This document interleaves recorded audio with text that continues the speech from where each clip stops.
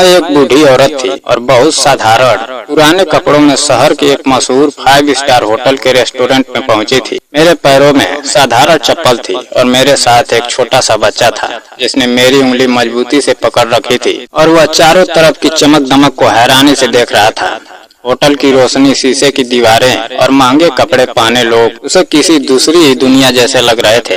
मैं धीरे से काउंटर तक गई और वहाँ खड़े वेटर से विनम्र आवाज में कहा, बेटा जरा अपने मैनेजर साहब को बुला दो, मुझे उनसे जरूरी बात करनी है। वेटर ने मुझे ऊपर से नीचे तक देखा और उसके चेहरे पर तिरस्कार भरी मुस्कान आ गई। उसने रूखी आवाज में कहा, यहाँ कोई धर्मशाला नहीं है, यहाँ शहर के बड़े लोग आते हैं, आप किसी सस्ते ढाबे में जाइए। मैं चुपचाप खड़ी रही और शांत आवाज में फिर कहा, बेटा बस मैनेजर गौरव को बुला दो और कह देना शिल्पा वर्मा आई हैं, वह मुझे पहचान जाएंगे। लेकिन वेटर आदित्य को मेरी बात पर गुस्सा आ गया। उसने जोर से काउंटर पर हाथ मारा और कहा, मैंने कहा ना कि मैनेजर बहुत बड़े मेहमानों के इंतजार में है, वह किसी गरीब से मिलने के लिए खाली नहीं है। मेरे साथ खड़ा छोटा बच्चा डर गया और मेरी टांग पकड़कर बोला, माँ यह अंकल आपको क्यों डांट रहे हैं? मैंने उसे सीने से लगाकर कहा, बेटा डर मत, ये अंकल बुरे नहीं है, बस इन्हें समझ नहीं है। मैं फिर आदित्य से बोली, बेटा इंसान की पहचान उसके कपड़ों से नहीं उसके दिल से होती है। लेकिन मेरी बात सुनकर वह जोर से हंसने लगा और बोला, मुझे भाषण मत दीजिए, यहाँ से चली जाइए, नहीं तो मैं सिक्योरिटी बुला दूंगा। दरअसल वो नहीं जानता था कि मैं कौन हूँ। मेरा नाम शिल्पा वर्मा था और इस शहर में कई अनाथ आश्रम, अस्पताल और स्कूल मेरी ही मदद से चलते थे।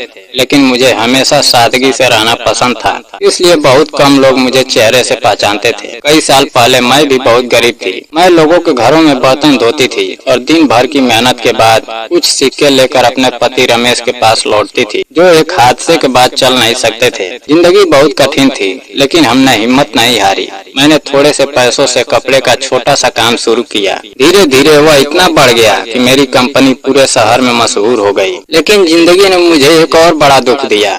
जब एक सड़क हादसे में मेरे पति और मेरी इकलौती बेटी पायल दोनों मुझसे छिन गए। उस दिन मेरी दुनिया टूट गई। लेकिन मैंने अपने दर्द को ताकत बना लिया और फैसला किया कि अब मैं उन बच्चों के लिए जीऊंगी जिनका इस दुनिया में कोई नहीं है। मैंने अनाथ बच्चों को अपनाया, उन्हें पढ़ाया और उनकी जिंदगी बनाने में अपनी सारी कमाई लगा दी। आज उन्हीं बच्चों की सफलता की खुशी में मैंने इस होटल का सबसे बड़ा हॉल बुक किया था, क्योंकि मेरे कई बच्चे डॉक्टर, इंजीनियर, पुलिस ऑफिसर, वकील और पायलट बन चुके थे और मैं चाहती थी कि उन्हें भी एक दिन राजाओं जैसी इज्जत मिले। इसलिए मैं तैयारी देखने के लिए समय से पहले होटल पहुंच गई थी। लेकिन काउंटर पर खड़ा आदित्य मुझे लगातार अपमानित कर रहा था। तभी होटल का मैनेजर गौरव बाहर आया। वह अपने स्टाफ को निर्देश दे रहा था और जैसे उसकी नजर मुझ पर पड़ी, वह एकदम रुक गया। उसके चेहरे का रंग बदल गया और वह तेजी से मेरी तरफ आया। उसने झुककर कहा, मैडम आप यहाँ क्यों खड़ी हैं? आपको तो VIP लाउंज में होना चाहिए था, आपने मुझे बुलाया क्यों नहीं?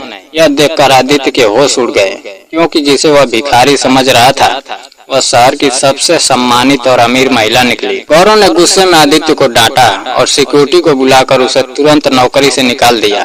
सिक्योरिटी उसे होटल के पीछे अंधेरी गली में ले गई, जहां वह जमीन पर बैठकर रोने लगा। उसे याद आने लगा कि उसकी माँ ने कितनी मेहनत करके उसे पढ़ाया था और इस नौकरी तक पहुंचाया था। उधर हॉल के अंदर मेरे सारे बच्चे आने लगे थे। कोई डॉक्टर की सफेद कोट में था, कोई पुलिस की वर्दी में था, तो कोई वकील बना था और कोई पायलट। सब मुझे माँ कहकर गले लगा रहे थे और रो रहे थे, क्योंकि मैंने उन्हें सड़कों और कूड़े के ढेर से उठाकर पाला था। तभी एक गरीब औरत पानी की ट्रे लेकर हॉल में आई और मुझे देखते ही उसके हाथ से ट्रे गिर गई। वह रोती हुई मेरे पैरों में बैठ गई। वह औरत दिव्या थी और उसके साथ उसका छोटा बेटा राहुल भी था। दिव्या रोते हुए कह रही थी कि कुछ महीने पहले उसका बेटा अस्पताल में मौत से लड़ रहा था और उसके पास ऑपरेशन के पैसे नहीं थे। तब मैंने चुपचाप 1 लाख रुपए जमा करवा दिए थे और बिना नाम बताए चली गई थी। जब उसने कहा कि उसका बड़ा बेटा आदित्य इसी होटल में वेटर है, तो मुझे समझ आ गया। मैंने गौरव से कहा कि आदित्य को वापस बुलाया जाए, क्योंकि मैंने उसे पहले ही माफ कर दिया था। थोड़ी देर बाद आदित्य अंदर आया और अपनी माँ को मेरे सामने देखकर पूरी तरह टूट गया। उसे पता चला कि जिस औरत को उसने अपमानित किया वही उसकी माँ की मददगार है, जिसने उसके भाई की जान बचाई थी। वह रोते हुए मेरे पैरों में गिर गया और बार बार माफी मांगने लगा। उसने कहा कि इस होटल की चमक दमक ने उसके अंदर झूठा घमंड भर दिया था और वह अपनी असली पहचान भूल गया था। मैंने उसे उठाया और कहा, बेटा, गलती इंसान से ही होती है, लेकिन जो इंसान अपनी गलती मान ले वही सच्चा इंसान होता है। मैंने गौरव से कहा कि आदित्य की नौकरी वापस कर दी जाए, क्योंकि आज उसे जिंदगी का सबसे बड़ा सबक मिल चुका है। फिर मैंने आदित्य, उसकी माँ दिव्या और उसके भाई राहुल को अपने पास VIP होटल में बैठाया और कहा, आज तुम सब मेरे खास मेहमान हो। थोड़ी देर बाद सब लोग एक साथ खाना खाने लगे। हॉल में हंसी खुशी का माहौल था और आदित्य अपनी माँ और भाई के साथ बैठा आंसुओं के बीच मुस्कुरा रहा था। उस रात उसे समझ आ गया कि असली अमीरी महंगे कपड़ों, बड़ी गाड़ियाँ या ऊंची इमारतों में नहीं, बल्कि इंसानियत, सादगी और दूसरों की मदद करने में होती है। और उसी रात एक घमंडी नौजवान की जिंदगी में सच्ची रोशनी की शुरुआत हुई, जिसने उसे हमेशा के लिए बदल दिया और उसे यह एहसास दिला दिया इंसान की असली पहचान उसके दिल की अच्छाई से होती है, न कि उसके कपड़ों और दौलत से। दोस्तों, अगर कहानी पसंद आई हो तो वीडियो को लाइक करें और चैनल को सब्सक्राइब करना ना भूलें। जय हिंद।